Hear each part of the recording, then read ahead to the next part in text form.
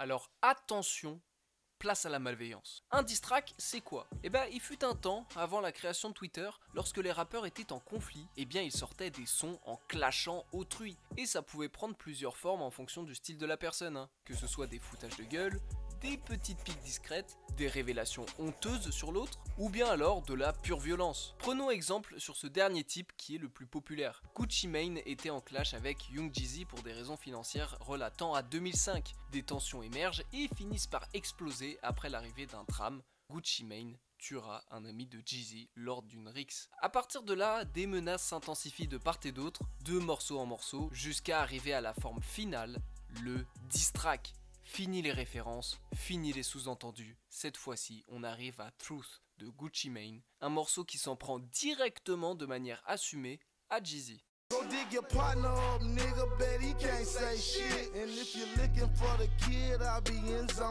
Et voilà un parfait exemple de ce qui relate d'un diss track parfait. Une musique directe et visée, un contexte justifié, des punchlines percutantes et un clip terrifiant.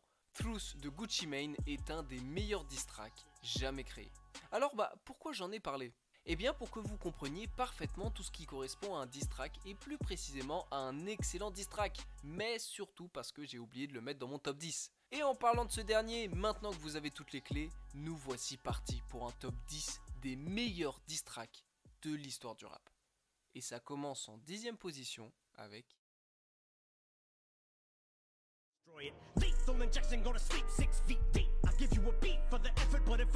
Bon, quand on parle de Eminem, c'est pas forcément le premier diss track qui vient à l'esprit, hein. Mais bon, parlons d'un des clashs les plus récents et divertissants qu'on a pu avoir. Et pour résumer l'origine de ce clash, il faut remonter à 2012, lorsque Machine Gun Kelly a tweeté sur la fille de Eminem.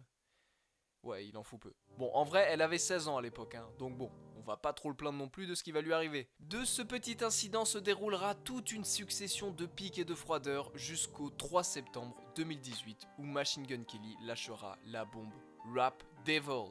Un morceau faisant écho à Rap God, un titre de Eminem, venant directement dire qu'il est là pour aller au front. Et honnêtement... c'est pas mauvais du tout, hein. Et surtout, Eminem l'a pas volé, hein. À ce moment-là, il sort de Revival. J'en ai parlé une bonne paire de fois, mais en gros, c'est peut-être l'un des pires albums de rap qui ait pu sortir ces derniers temps, et vous l'aurez deviné, le pire album de Eminem. Alors Machine Gun Kelly tient à le souligner assez justement dans son clash, que le virage qu'a pris Eminem est assez regrettable. Hey, somebody grab some clippers. This fucking beard is weird. Tough talk from a rapper paying millions for security a year. Sauf que ce qu'il faut prendre en compte, c'est qu'à ce moment-là, Eminem vient juste de sortir Kamikaze, le plus gros album de haineux de l'histoire du rap. Un projet qui a pour unique but de rappeler à tout le monde que malgré Revival, Eminem a toujours son niveau. Donc il lui restera un tout petit peu de haine et de venin en stock, et il recrachera tout le reste en répondant à Rap Devil avec le morceau Killshot. Al Kelly, ooh, but I'm 45 and I'm still outselling you. By 29, I had 3 albums that it blew. Younger me, no, you'd have whacked me. It's funny, but so true. I'd rather be 80-year-old me than 20-year-old you. Bro, Kelly, they'll be putting your name next to Cha, next to Benzino. Die, motherfucker, like the last motherfucker saying Haley in vain. This is it, as big as you're gonna get, so enjoy it. Had to give you a career to destroy it. Killshot, c'est un nom assez subtilement choisi. C'est le titre d'un film de 2008 qui se passe à Détroit, la ville d'Eminem. Et le synopsis, en gros, c'est l'histoire d'un personnage qui s'appelle Colson, qui se fait traquer par un tueur à gages psychopathe. Et devinez qui porte également le nom Colson? Non, il est trop bon! Machine Gun Kelly se fera exploser. Malgré le fait qu'il avait sorti de bonnes phases qu'on pensait tous sur Rap Devil, il se fera éclipser 10 jours plus tard par le diss track assassin de Eminem. Killshot sera tellement violent qu'il éteindra la carrière de MGK jusqu'à presque le faire changer de genre musical. Faut se rendre compte de la prouesse, hein. Machine Gun Kelly se fera tellement allumer qu'il se transformera du jour au lendemain en Kurt Cobain sans gluten.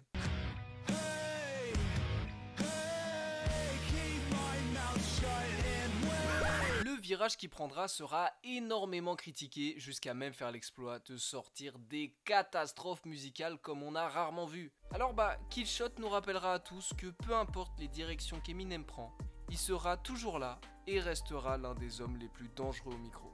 Donc en conclusion, on peut remercier Machine Gun Kelly d'avoir réanimé le Eminem qu'on aime. Back to back like I'm on the cover of Lethal Weapon.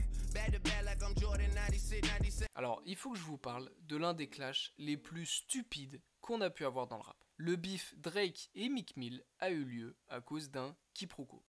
Et oui. En 2015, Meek Mill invite Drake sur le son Rico, et ce dernier dira cette phrase. Jusque-là, rien d'anormal, hein, c'est juste du flex à la Drake, mais Meek Mill se sentira visé parce que ce dernier était en concubinage avec Nicki Minaj. Et qui d'autre était assez proche de Nicki Minaj dû à certaines acquaintances de longue date? Et ouais, donc on peut éventuellement déduire la potentielle existence de pic subliminal de Drake. Alors que... pas du tout en fait. Drake n'a absolument pas visé Meek Mill, hein. C'était juste une punch à la Drake quoi. Donc cette paranoïa engendrera la plus grosse erreur de la carrière de Meek Mill, parce qu'il tweetera sous le ton de la colère des informations compromettantes qui posera de gros problèmes. Il dira au monde entier que Drake a un ghostwriter et qu'il n'écrit pas ses propres sons. Et ça pour le coup, c'est bien vrai. Okay, 10 bands, 50 bands, 100 bands, fuck it man. Let's just not even discuss it, man. OMG. Count money, you know how it goes. Pray to real live forever, man. Oh, money, new women gotta keep it bouncing. The girl of your dreams to me is probably not a challenge. Et évidemment que tout ça, ça plaira pas du tout à Drake, hein. Un rappeur qui n'écrit pas ses propres textes, c'est juste la honte. Tu rajoutes avec ça que Meek Mill traite Drake de soft, rappelant au monde que ce gars, c'est avant tout le Canadien qui était un acteur quand il était enfant et qui chantonne en faisant des albums d'amour de loser. Mais ça, c'était sans connaître la face cachée du Drake vilain. Donc il hésite pas, il envoie dans un premier temps le son Charged Up, un son doux où il dira ses premiers mots sur la situation.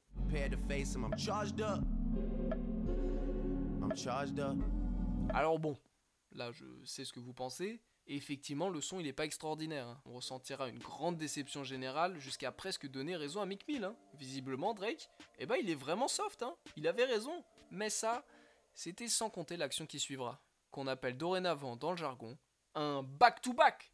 Back to back for the niggas that didn't get the message. Back to back like I'm on the cover of Lethal Weapon. You love it and you gotta get a world tour. You got a world tour like a girl's tour. Man, I know that you gotta be a thug for it. This ain't what she meant when she told you to open up more.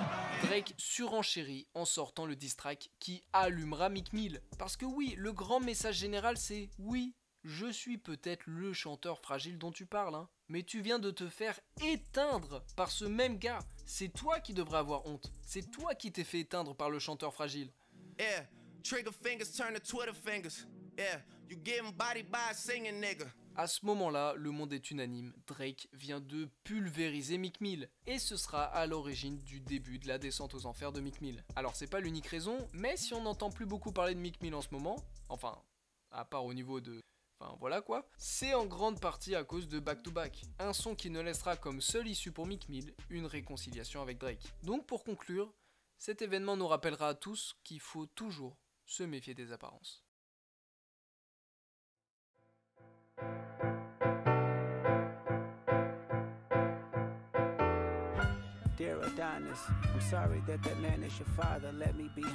Alors, je sais qu'il peut paraître placé très haut, mais il faut que je vous parle de l'un des diss tracks, si ce n'est pas le diss track le plus sombre de l'histoire. 2024 a été en grande partie marqué par l'un des plus grands clashs du siècle, hein. Deux immenses têtes du rap, Drake et Kendrick Lamar. Je vais pas refaire l'histoire de toute leur embrouille parce que ça remonte à plus de 10 ans cette affaire, mais je compte prochainement faire une vidéo récapitulative de toute l'histoire du bif, donc soyez bien à l'affût. Non, là ce qu'il faut savoir pour l'instant, c'est que le rap game s'est arrêté à cause d'une guerre nucléaire entre Drake et Kendrick Lamar. C'est Kendrick qui a démarré les hostilités sur Like That avec Future et Metro Boomin.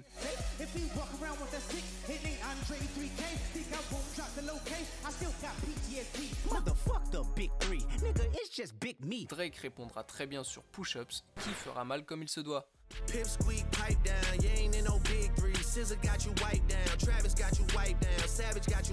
Un magnifique diss track où il tirera absolument sur tout le monde de manière robuste. Et puis malheureusement il perdra de nouveau toute crédibilité avec le son Taylor Made Freestyle, un son fait avec l'intelligence artificielle en utilisant la voix de Tupac et de Snoop Dogg, les idoles de Kendrick. Kendrick, we need ya. the West Coast savior.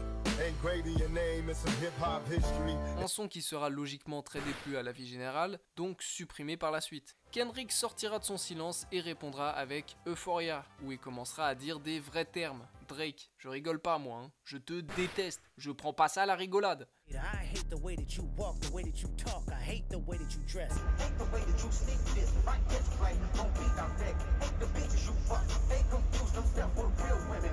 Notice I said we, it's not just me, I'm what the culture feeling. Il surenchérira avec 616 in LA, un titre qui fait référence à la série de freestyle de Drake, où il dira « Fais bien attention mon pote, cette guerre, je l'amènerai jusqu'au bout, et sois très vigilant autour de toi.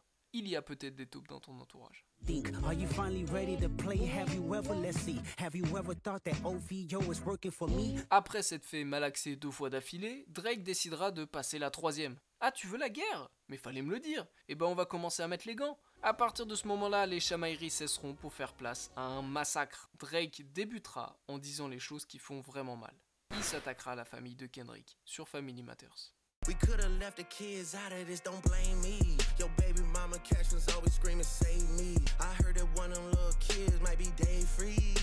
Et ça, précisément, c'était l'erreur à ne pas faire. Tu peux clasher Kendrick sur sa taille, sur ses discours moralisateurs, sur certains de ses albums qui sont bien soporifiques, mais parler de la famille, ça c'est autre chose. Il en faudra pas plus pour Kendrick pour qu'il emmène le clash dans une autre dimension.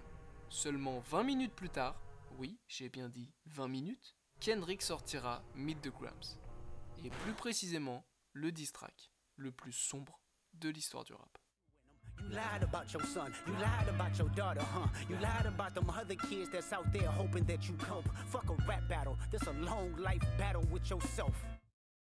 Kendrick sera démoniaque dessus. Il s'adressera à chaque couplet à un membre de la famille de Drake. À son fils, à sa mère, à sa potentielle fille cachée qu'il aurait, il lâchera un message personnel à littéralement tout son arbre généalogique. Il dira à la mère de Drake qu'elle a éduqué une horrible personne, il dira que Drake est un pervers narcissique, que les gens comme lui devraient mourir, il ira même jusqu'au point de dire à son gosse de 7 ans que son grand-père aurait dû mettre une capote. Non mais faut se rendre compte hein. Kendrick présentera Drake à sa famille comme quelqu'un avec des problèmes d'addiction, de jeu, que c'est un manipulateur. En gros, il le fera vraiment passer pour un psychopathe. Et le pire, c'est que pendant une petite période, et bah ça a marché. Le monde du rap entier était dégoûté de Drake. Tout le monde était contre lui. On le voyait bizarrement, comme si on avait vu son vrai visage. À ce moment-là, le rap avait définitivement choisi son camp. Meet the Grams était le morceau de rap le plus cruel qui n'ait jamais existé. Ce diss track forcera Drake à réagir en sortant rapidement The Hurt par Six, un morceau ridicule qui confirmera la victoire de Kendrick à ce clash. Mais bon, à quel prix?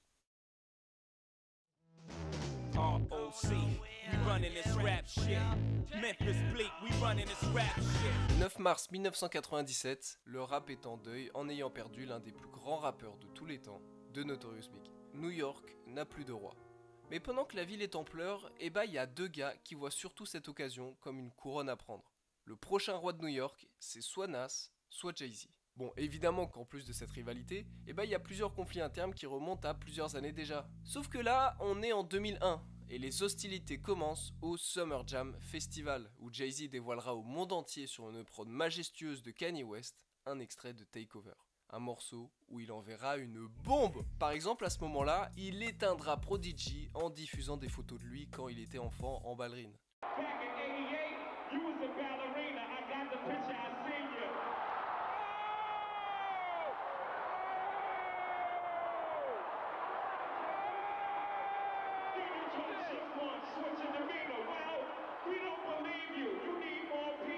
Ouais, il voulait vraiment l'achever. Mais au final, ce sera principalement sur Nas que les balles perdues pleuvront. Donc oui, tu te doutes bien que c'est pas possible de se faire 10 en plein concert devant des milliers de gens et de rien dire. Nas s'empressera de sortir son Stillmatic Freestyle où il répondra dessus comme il se doit. Au final, un partout, la balle est au centre. Mais évidemment que l'histoire ne s'arrête pas là, parce que quelques mois plus tard, Jay-Z sortira en septembre son chef-d'œuvre The Blueprint, un classique qui contiendra la version finale de Takeover.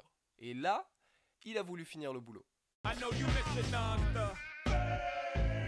Fell from top 10 to not mention at all. To your bodyguards, Uchi Wally's verse better than yours. Matter of fact, you had the worst flow on the whole fucking song. So yeah, I sampled your voice, you was using it wrong. You made it a hot line, I made it a hot song. 4 albums in 10 years, homie, I could divide, that's one of me. Two of the things I do. One was, the other was Illmatic. That's a one hot album every 10-year average, and that's so.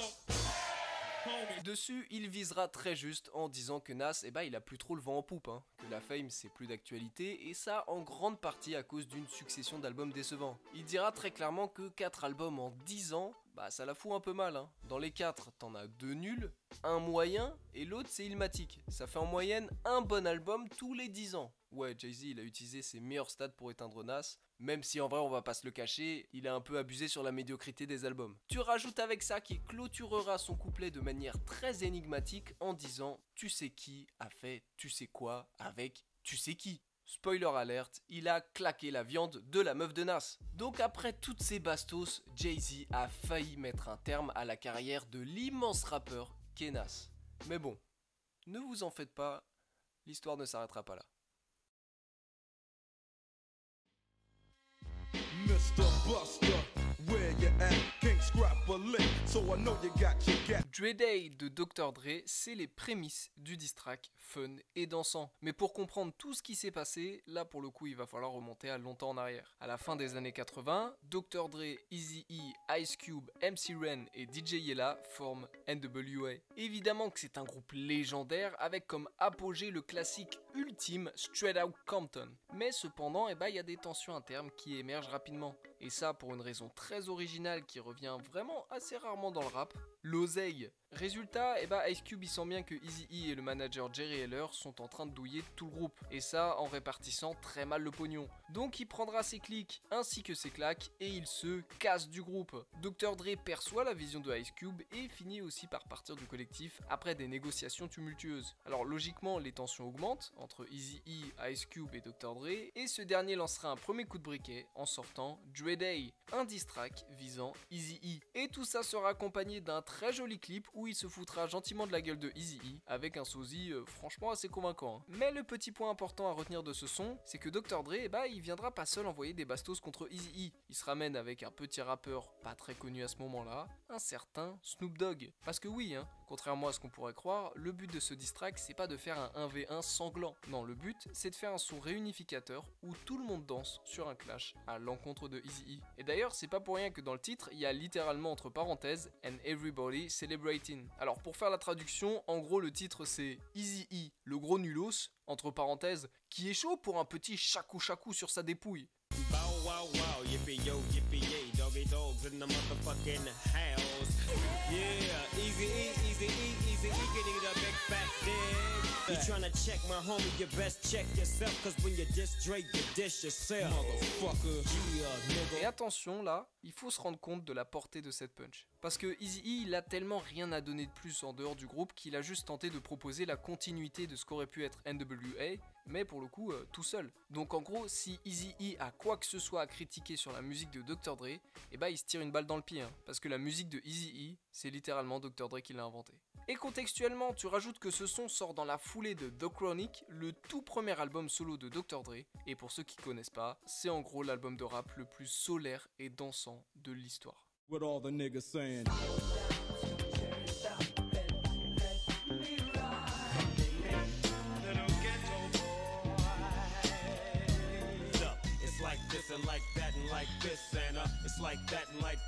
Donc pour conclure, on se souviendra de cette période comme le moment où tout le monde s'ambiançait sur Eazy-E, mais évidemment à son insu. Cette formule aura une immense influence dans le monde du clash, et oui, c'est pas sans nous rappeler un certain Not Like Us de Kendrick Lamar, qui reprendra le même pattern, parce que ce qui fait plus mal, c'est pas de te détruire devant tout le monde, mais c'est que tout le monde s'ambiance sur ta défaite. Dr. Dre sortira grand vainqueur de cette histoire, avec un album classique certifié et une révélation au monde de son poulain qui deviendra accessoirement un des plus grands rappeurs de l'histoire. Mais malgré tous ces accomplissements, peut-on vraiment dire que Dre Day est le meilleur diss track sorti d'un des membres de NWA?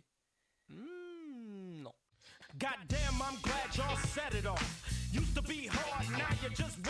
Et oui, Ice Cube c'est le meilleur rappeur de NWA, et plus simplement, l'un des meilleurs rappeurs de tous les temps. Il avait les flows du groupe, la meilleure présence au micro et c'est lui qui écrivait pratiquement tous les textes de NWA. Donc autant vous dire qu'il était très important au sein du groupe et que ça l'a foutu vraiment mal quand il a décidé de partir. Son départ a évidemment été très mal pris par le groupe et a été source de quelques petites piques lancées par les membres du groupe. Ice Cube ne répondra pas tout de suite en faisant sa vie et en sirotant sur la plage du succès un merveilleux cocktail saveur indépendance financière. Pour lui, tout roule, il fait son pain tranquillement, sans se faire carotte, en sortant la petite crème qu'est America Most Wanted, pendant que NWA sort en parallèle des merguez dont tout le monde s'en beurre. Quelle belle analogie. Mais après plusieurs insultes en interview et quelques diss tracks sortis par NWA, Ice Cube il décide de sortir du silence en ne faisant pas les choses à moitié. Il présentera au monde son deuxième album, Death Certificate, un excellent album qui contiendra un son assez particulier, No Vaseline. Et comment dire que des 1v4 gérés comme ça, c'est du jamais vu. Ice Cube démontra l'intégralité de NWA sur une prod exceptionnelle.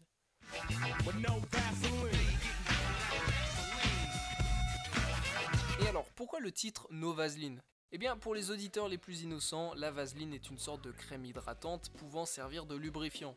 Je vous laisse faire l'image dans votre tête pendant que je vous cite les punchs les plus pertinentes de ce diss track. Dre reste en tant que producteur. Là c'est plus subtil parce que oui, les prods de Dr Dre sont sublimes, mais il est pertinent de dire que ses perfs de rap sont très questionnables. Vous vous êtes fait mougou par votre manager et sans vaseline. En effet, Jerry Heller a totalement arnaqué le groupe en distribuant très inégalement la recette. Eazy-E, t'es un nain. Alors c'est un peu moins poétique, mais Eazy-E fait littéralement moins d'1m60. Et pour finir, le Bangala de Eazy-E a l'odeur du caca de MC Ren. Et c'est à ce moment-là que je vais arrêter d'expliquer les punchs. Je vous laisse comprendre la subtilité de la métonymie. Sur No Vaseline, Ice Cube a un flow d'exception, des punchs percutantes, tout en étant parfois drôle, et ça sur une prod incroyablement funky. La performance en devient d'autant plus belle lorsqu'on se rend compte qu'il a réussi à finir Clash 1 contre 4. Et qu'il a sûrement permis l'émancipation de Dr Dre par la suite. No Vaseline est un excellent morceau qui coche toutes les cases du diss track parfait.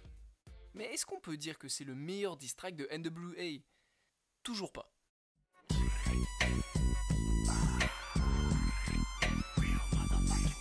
Bon, promis, c'est la dernière fois que je parle de NWA, mais en même temps, comment parler de diss track sans évoquer la plus grande fracture au sein d'un groupe de rap ? L'histoire de NWA commence avec un des albums les plus importants du hip-hop et se conclut avec 3 diss tracks classiques du rap. Comment passer à côté de la légende et de l'héritage de ce groupe ? Et à mes yeux, le plus grand diss track issu de cette séparation, c'est sans hésiter Real Motherfucking G de Eazy-E. Parce que après que Dr Dre et Snoop se sont essuyés sur l'image de Eazy-E, ce dernier il a pas hésité à répondre quelques mois plus tard. Mais cette fois-ci, il reviendra armé comme il se doit. Eazy-E n'est pas là pour se défendre et répondre à des petites piques. Non, Eazy-E, il est là pour établir les termes. Et on parle pas juste de 2-3 balles perdues, il la rentre sur Snoop Dogg.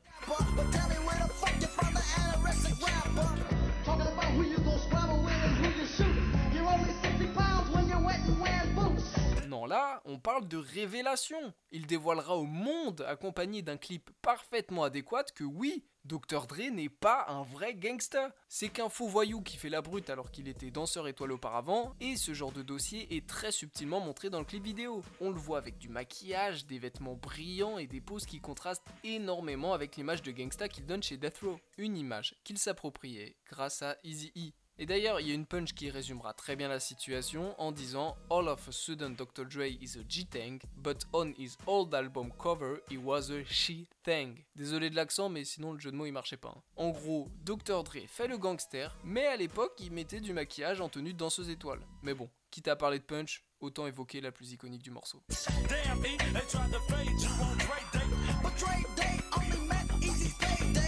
Et oui, malgré le très bon clash de Dr. Dre sur Dre Day, Dre Day signifie Payday pour Eazy, parce qu'à ce moment-là, ce dernier touchait de l'argent grâce au contrat que Dr. Dre devait encore honorer sous Ruthless Records. En gros, pour faire plus simple, tu sors des sons pour me clasher, mais c'est moi qui récupère l'argent de ces sons. Et c'est là où il a été très fort. Tu peux m'insulter comme tu peux, tout ce qui compte, c'est la réputation et le compte en banque. Et là, je viens juste de te faire perdre les deux. Real Motherfucking G, c'est l'un des clashs les plus violents, non pas sur la forme, mais sur le contexte. En soi, la musique est vraiment bonne, la prod c'est l'une des plus iconiques de la West Coast, le flow qu'il a dessus il est hypnotisant, vraiment il a une manière de poser hyper entraînante, mais le plus fort c'est pas vraiment la musique en elle-même, mais le fond. Contextuellement, c'est Eazy-E qui gagne, peu importe la carrière de Dr. Dre par la suite. Mais bon, malheureusement, la conclusion de toute cette histoire se terminera pas très bien pour chacun d'entre eux, parce que Eazy-E, plus tard il sera atteint du sida, et il en décédera. Dr. Dre dira à plusieurs reprises que peu importe le clash, Eazy-E, c'était avant tout un ami,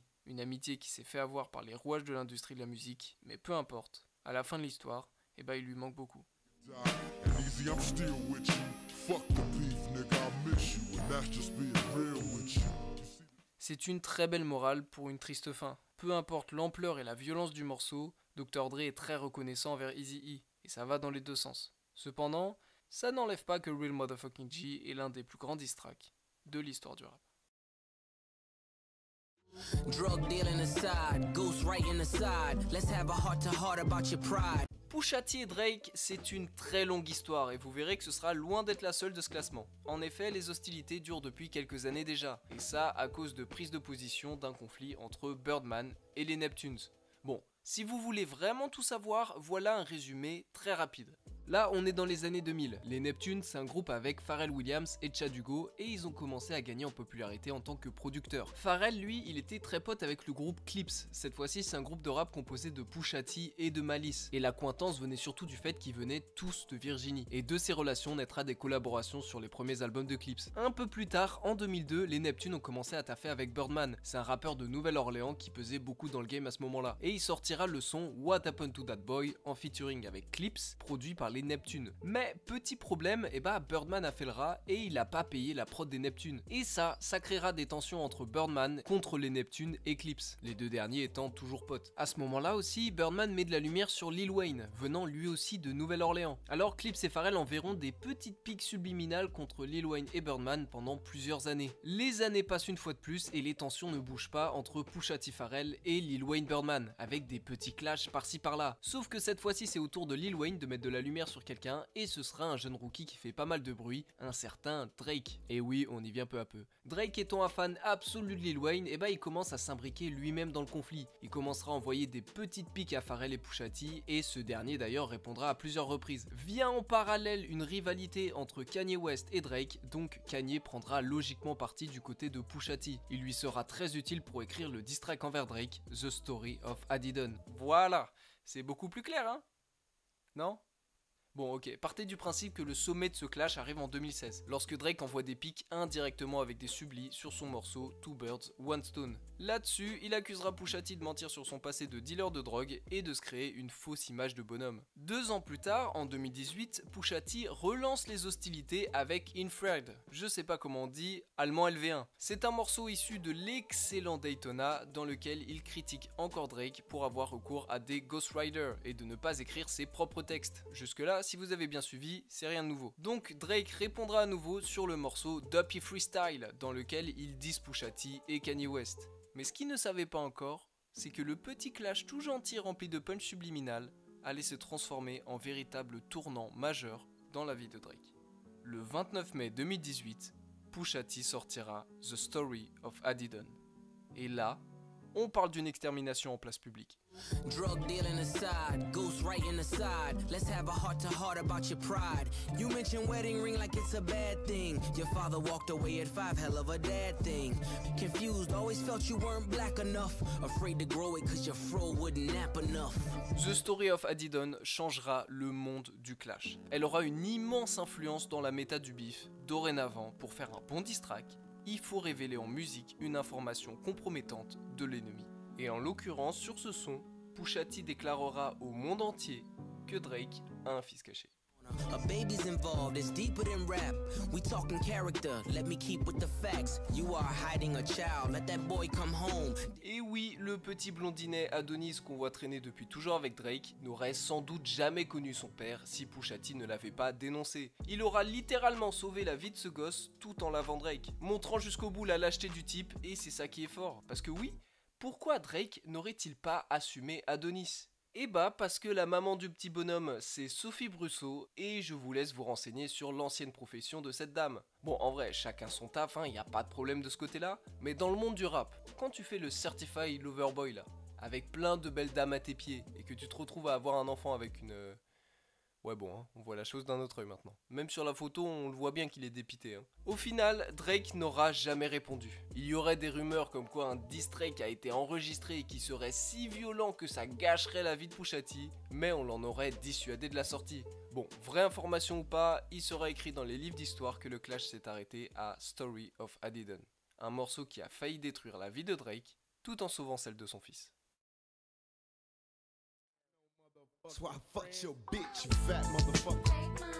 Westside, bad boy killers. Nous y sommes, je sais que vous l'attendiez, Hit 'em Up de Tupac, le diss track le plus iconique du rap. Parce que oui, la plus grande rivalité que le hip-hop a connue, c'était The Notorious Big contre Tupac. C'était pas qu'un simple conflit, c'était une véritable fracture géographique. La côte Est contre la côte Ouest, New York contre LA. Et tout ça vient littéralement d'un malentendu. Et bah oui, parce que de base, ils s'entendaient plutôt bien Tupac et Biggie. Ils traînaient ensemble, ils passaient du temps, ils se donnaient des petits conseils. Non franchement, tout allait bien, jusqu'au jour du 30 novembre 1994. Tupac allait rejoindre Biggie dans les locaux de Quad Recording Studio, mais juste avant de prendre l'ascenseur, et bah il tombe sur des gars un peu mystiques. Je vous fais pas un dessin, mais ça part en steak.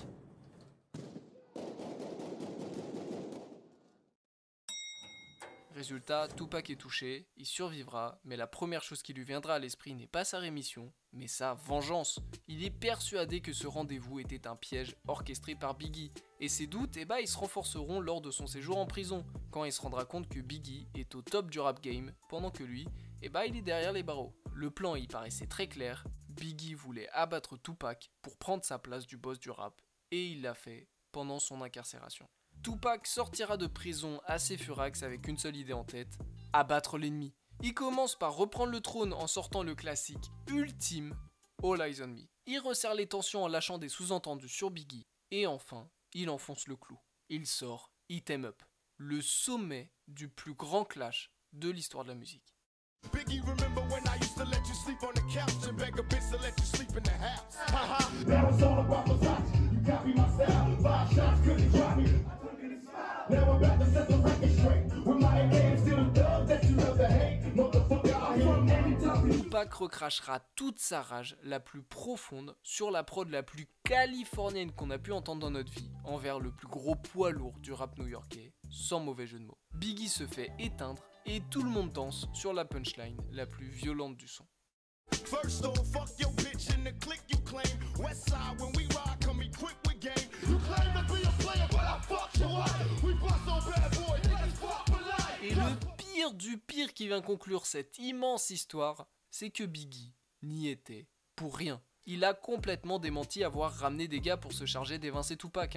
Lui, tout ce qu'il a fait, c'est s'être mis sans faire exprès dans un immense bourbier en faisant face au comte de Monte Cristo du rap, alors qu'il avait strictement rien fait. Après, c'est chacun son opinion. Peut-être qu'il a réellement cherché à provoquer des ennuis à Tupac et il a juste pas assumé. Ça, pour le coup, on le saura jamais. Mais s'il y a bien une chose qui est sûre, c'est que ce dernier a détruit Biggie en sortant l'un des plus grands diss tracks de l'histoire du rap. Mais pas le plus grand à mes yeux. Parce que malgré l'immense pouvoir de Hit 'em Up, il y a un homme qui est passé de risée du rap à légende en sortant la bonne réponse en musique. Et cet homme, c'est...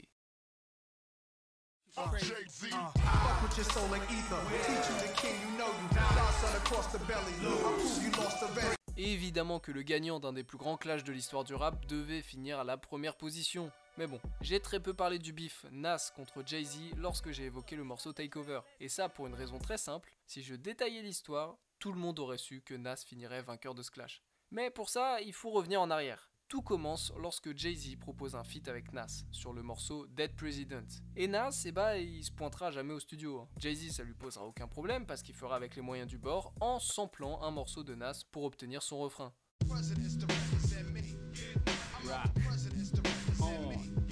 Et cette action un petit peu vicelard du style ah tu veux pas feat? bah je m'en fous, tu seras quand même sur le son que tu le veuilles ou non. Et bah ça plaira pas du tout à Nas, hein. Et à partir de ce moment-là, les hostilités commencent. Mais ce qui fera vraiment passer la deuxième, c'est lorsque Jay-Z fera l'erreur de s'approprier New York après le décès de Biggie. Il explicitera très bien son propos sur The City Is Mine en disant concrètement « Ne t'en fais pas Brooklyn, le successeur est là ». Don't worry about Brooklyn, I continue to flame. Before a world with amnesia, you won't forget your name. And just like the spirit of commission remains. En soi, il y a un monde où Jay-Z aurait pu se permettre ça, hein. Il aurait pu prendre le trône au vu de son immense influence, de la qualité de ses albums et de son grand impact qui a fait rayonner la East Coast. Mais pas lorsqu'il existe un second prétendant, hein, et qui est accessoirement le plus grand rappeur que New York ait jamais porté. Pour Nas, c'est pas possible de laisser passer ça, hein. Alors il enchaînera bastos sur bastos envers Jay-Z, sur de nombreux sons. Il s'attaquera à son équipe, à ses habitudes de vie, mais surtout à ce qu'il dégage, hein, parce qu'il y a un contexte clé dont je vous ai pas encore parlé.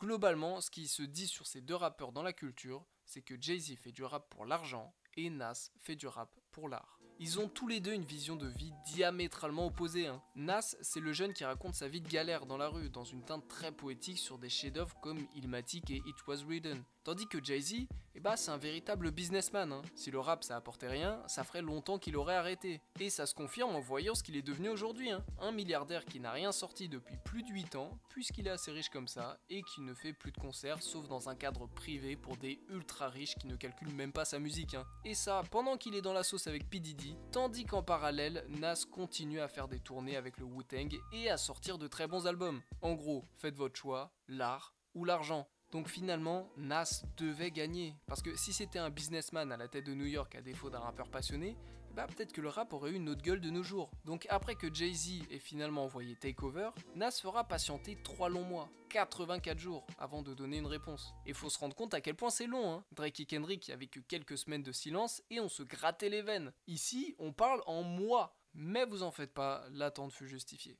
Le 4 décembre 2001, lors de la sortie de son album Stillmatic, Nas balance Hater. Et on fera face à une réponse à la hauteur du talent de Nas. I am the truest. Name a rapper that I ain't influenced. Gave y'all chapters, but now I keep my eyes on the Judas. The streets keep calling, heard it when I was seven days in. Rockefeller records for the beat. Started cocking up my weapons, slowly loading up to explode it on the camera. You asshole for jazz and hang with Eminem murdered you on your own shit. You a Oui, voilà, ça c'est une réponse. Oui, Eminem a assassiné Jay-Z sur Renegade en s'appropriant le son. Oui, tu ne peux pas nommer un seul rappeur que Nas n'a pas influencé à l'époque. Oui, Jay-Z a vendu son âme pour de l'argent. Et oui, Jay-Z, il a une tête de chameau. Nas l'a souillé devant tout le monde le jour de son propre anniversaire. Et oui, le 4 décembre 2001, Jay-Z n'a pas dû passer un super moment à souffler ses 32 bougies. Et d'ailleurs, Jay-Z se fera tellement boxer la gueule qu'il n'eut qu'une seule solution, pousser le curseur au maximum. Il s'empressera de sortir derrière le 10 Super Ugly. Et effectivement, tout est dans le titre, c'est un morceau très moche. C'est-à-dire que les punches elles sont violentes, mais presque un peu trop, hein. En gros, dans un match de boxe, c'est l'équivalent de mettre un coup en dessous de la ceinture. La vie générale, ce sera en gros... Ouais, non, là t'abuses un peu, hein. Le coup des capotes sur le siège bébé, c'était pas nécessaire. Mais le plus important, c'est que la première personne offusquée par ce morceau, ce sera pas Nas, ni sa femme Carmen qui sera le sujet de ce titre, hein, mais bel et bien la propre mère de Jay-Z. Elle trouvera le morceau dégueulasse et forcera Jay-Z à s'excuser, ce qu'il fera par la suite. Et c'est précisément pour cette raison que pour moi, Hater est le plus grand diss track de l'histoire du rap. Parce que tu ne pouvais tout simplement pas répondre à ce titre. Il sera tellement pertinent, bien rappé et véridique que tu ne peux pas surenchérir. Tout a été dit. Tout ce que tu peux faire, c'est t'excuser. Et donner indirectement le trône à Nas en n'ayant plus qu'à accepter une chose, c'est lui le roi de New York. Parce que sans Nas, sans Illmatic, tout le rap game actuel n'aurait pas été le même. Et Jay-Z le premier, hein. Je vous rappelle qu'avant le flow introduit par Nas en 94 qui a été repris par littéralement tout le rap game, Jay-Z c'était ça, hein. With these sins, stop thinking you're making it, son. I'm breaking your tongue. Don't get caught perpetrating the cool ones. Bigger and better. Et oui, sans Nas, Jay-Z, peut-être qu'il n'existerait pas. Voilà pourquoi, pour le bien du rap, il fallait que Nas gagne. Et en effet, c'est l'art qui sera sorti vainqueur de ce conflit. Alors voilà pourquoi, c'est pour toutes ces raisons que Nas est le meilleur rappeur que New York ait porté, et très probablement de la planète tout court.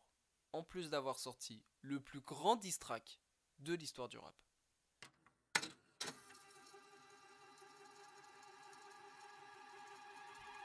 Alors attention, devinez quoi? Les diss tracks, ça existe aussi en France. Est-ce qu'un épisode spécial Rap FR vous intéresserait?